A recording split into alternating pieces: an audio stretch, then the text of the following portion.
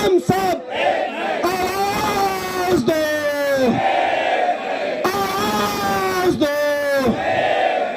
सुप्त प्रशासन होश में आओ, सुप्त प्रशासन होश में आओ, होश में आकर बात करो, होश में आकर बात करो। महंगाई भत्ता देना होगा, महंगाई भत्ता देना होगा, एचआरए आपको देना होगा, एचआरए आपको देना होगा। हम लड़ेंगे, हम जीतेंगे, हम लड़ेंगे, हम जीतेंगे, हम सब। और जोर से ताल में बोलिए, हम सब, हम सब आवाज दो, आवाज दो।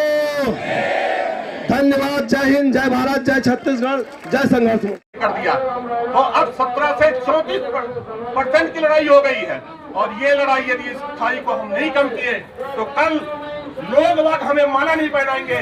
भाई रोहित तिवारी, भाई संजय शर्मा, ओपी शर्मा, कमलेश कॉलर पकड़ के पूछेंगे कि ये महंगाई भत्ते का कैसे हुआ। इसलिए हमको सबको संघर्ष करना है, हम सबको लड़ना है और एकजुटता के साथ लड़ना है। और ये लड़ाई न मेरी है, न संजय शर्मा की, न रोहित तिवारी की, न ओपी शर्मा की, न महेंद्र सिंह राजपूत की। ये लड़ाई आपकी अपनी लड़ाई है। इस प्रदेश में बहुत सारे साथी आए होंगे जो अनिल शुक्ला को पहली बार देख रहे होंगे, सुन रहे होंगे। मेरे बारे में एक पूरे प्रदेश में एक सिनेरियो क्रिएट कर दिया गया कि कर्मचारियों की एकता में अनिल शुक्ला बाधक है। अनिल शुक्ला कहीं बाधक नहीं। अनिल शुक्ला अपनी आन बान शान सबको कर्मचारियों के हितों में समर्पित करने वाला साथी है। भाई संजय शर्मा और रोहित तिवारी और हमारे कवर्धा के साथी चंद्रवंशी ने करियावा में शनिवार को बुलाया। अब बोले आप सारे अहम को त्याग दीजिए। हमने अपना झंडा त्याग दिया, हमने अपना नेतृत्व त्याग दिया और हमने कहा कि हम तुम्हारे साथ हैं। हट की लड़ाई में हम तुम्हारे साथ हैं और तुम्हारे साथ रहेंगे। सादर जय हिंद, जय छत्तीसगढ़।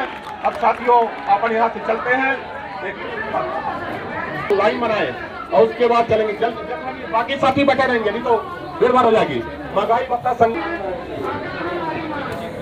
छत्तीसगढ़ के कर्मचारियों की पुरानी पेंशन की मांग तो पूरी हो चुकी है, लेकिन एक मांग और बुलंद हो चुकी है, वो है महंगाई भत्ता की। प्रदेश की अगर बात करें तो प्रदेश के कर्मचारियों को अभी 17% महंगाई भत्ता मिल रहा है, जो कि केंद्र की तुलना में लगभग 14% कम है। और आप देख सकते होंगे ये तमाम कर्मचारी हैं वो इसी तरह से लामबंद होकर यहाँ पर प्रदर्शन करने के लिए आए हैं। इनकी ये मांग है कि केंद्र के बराबर हमें भी महंगाई भत्ता दिया जाए।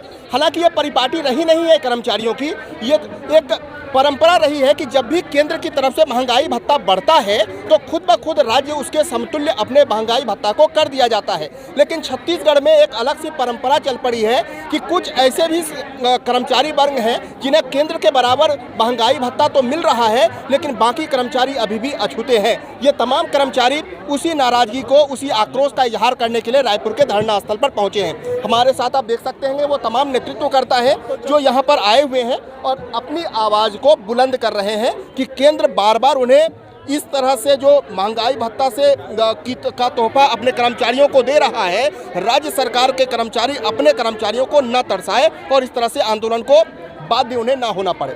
सर जी, आज आप लोग यहाँ पर आए हैं, कभी सोचा था कि महंगाई भत्ता करने के लिए भी आप लोगों को आंदोलन करना पड़ेगा? नहीं, इसके पहले छत्तीसगढ़ के इतिहास में जब जोगी जी की सरकार थी तो जोगी जी की सरकार में भी हम लोगों ने सभी संगठनों मिलके महंगाई भत्ते के लिए संघर्ष किया था। और मुझे अच्छी तरह से याद है कि जोगी जी ने उस संघर्ष में 1% क्या उस समय किसी थे 1% दिया था।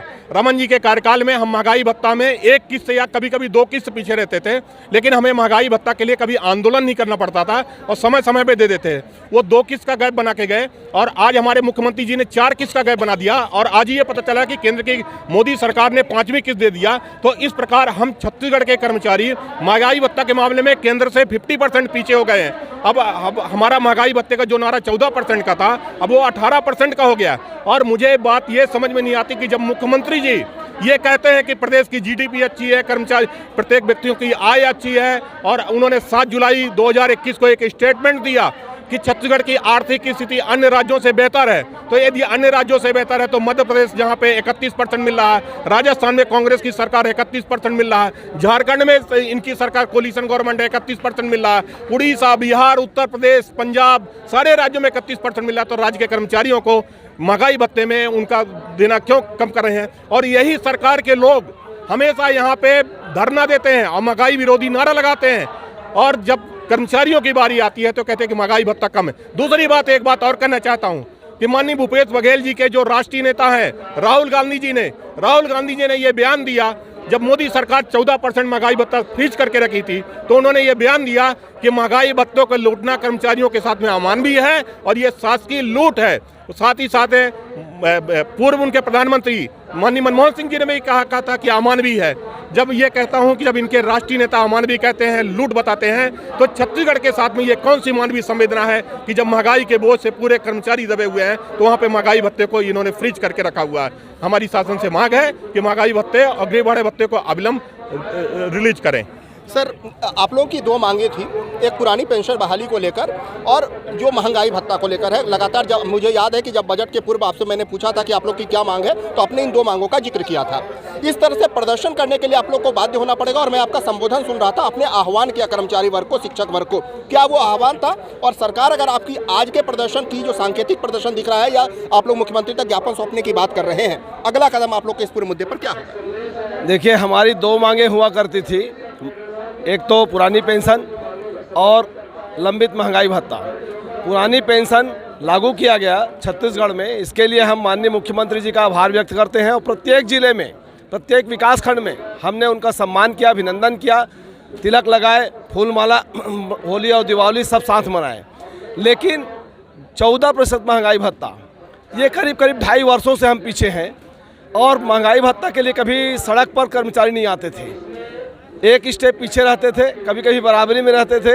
लेकिन 2.5 वर्षों से, जब से कोरोना काल शुरू हुआ, कोरोना के नाम से रोका गया, लेकिन कोरोना समाप्त हो गया, सभी प्रकार के विकास कार्य लगातार जारी हो गए। छत्तीसगढ़ की जीडीपी सबसे बेहतर है, केंद्र से आगे है। ऐसी स्थिति में केंद्र के बराबर महंगाई भत्ता छत्तीसगढ़ में क्यों नहीं, इस बात को मांग कर हम यहाँ पर आए हुए हैं। और जो महंगाई भत्ता है, जो हमारा मूल वेतन है, ये हमारे परिवार का आधार है। ये केवल हमारा नहीं बल्कि हमारे परिवार के लिए भी महंगाई भत्ता का लागू होना, 14% लंबित होना, ये गलत बात है। सभी को, पूरे कर्मचारियों को पूरे आज की स्थिति में 31% महंगाई भत्ता मिलना चाहिए। और इसके लिए आज यहाँ पर दूसरा चरण है। पहले दिन हम लोग पूरे जिला मुख्यालय में प्रदर्शन करके ज्ञापन दिए थे, उसके पहले मेमोरेंडम मंत्रालय में माननीय मुख्यमंत्री जी को दिए थे। उसके बाद आज देख रहे हैं राजधानी रायपुर में दूरस्थ क्षेत्रों से समस्त संवर्ग के कर्मचारी यहाँ पर महंगाई भत्ता के लिए आए हुए हैं, एकजुट हैं और महंगाई भत्ता संघर्ष मोर्चा बैनर के भीतर संघर्ष करने के लिए बाध्य हुए हैं। आने वाले समय में अगर महंगाई भत्ता, लंबित महंगाई भत्ता जारी नहीं होता है तो आने वाले अप्रैल के महीने में 11, 12 और 13 तारीख को ये निश्चितकालीन आंदोलन पूरे प्रदेश में रहेगा, जिसमें मंत्रालय, सचिवालय के साथ साथ समस्त प्रकार के कर्मचारी तालाबंदी करेंगे और तालाबंदी करके अपने महंगाई भत्ता प्राप्त करने के लिए मजबूर होंगे। इसके बाद भी अगर कोई निर्णय नहीं हुआ तो अनिश्चितकालीन आंदोलन की घोषणा की जाएगी। विकास जी, आप किस तरह से इस पूरे मांग को देख रहे हैं और क्या लग रहा है, मजबूरी बन गई है महंगाई भत्ता को लेकर इस तरह का प्रदर्शन करना? नहीं, कर्मचारियों की मजबूरी नहीं है सत्येंद्र भाई, मजबूरी तो राज्य सरकार की है। आप हमेशा जानते हैं कि जो राज्य सरकार कर्मचारियों से टकराया है, निश्चित रूप से उसको सत्ता से त्याग करना पड़ा है। और मैं आज आपके माध्यम से हमारे राज्य सरकार को चेतावनी देना चाहता हूं कि आप अविलंब कर्मचारियों की मांग को मान लीजिए, नहीं तो आप 1.5 साल बाद अपनी तैयारी करिए। और हम कर्मचारी अपनी तैयारी कर रहे हैं। निश्चित रूप से केंद्र सरकार 34% महंगाई भत्ता दे चुके हैं और आज हम 17% में अटके हुए हैं।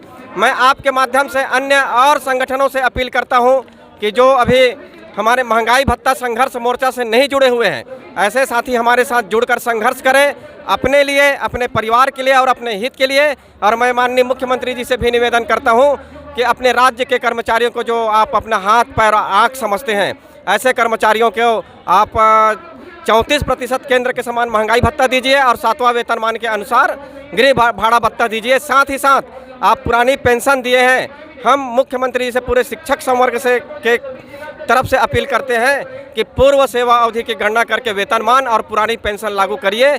आपको हम उसी समय साधुवाद देंगे जिस समय हमारे एक एक शिक्षक और कर्मचारी खुश होंगे।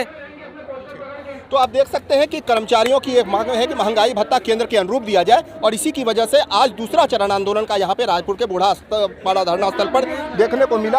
हाँ बताइए। विधायकों का विधायक निधि 2 करोड़ से 4 करोड़ बढ़ाया जा सकता है, तो कर्मचारियों ने आखिरकार आपका ये अधिकारी ने क्या बढ़ाया, बस इतना ही पूछना चाहता हूँ। तो ये आप देख सकते हैं कि इन्होंने भी एक बात कही है कि आखिरकार जब विधायकों का जब जो अनुदान राशि होती है वो बढ़ाई गई है, तो फिर कर्मचारियों का क्यों नहीं बढ़ाया गया है। तो ये मांग है, और कर्मचारियों की इन मांगों को लेकर सरकार कितनी गंभीरता के साथ विचार करती है या कर्मचारियों की मांगों को कब तक पूरा करती है, इसे लेकर आने वाले वक्त में जरूर इन कर्मचारियों की नज़र टिकी रहेगी। नमस्कार।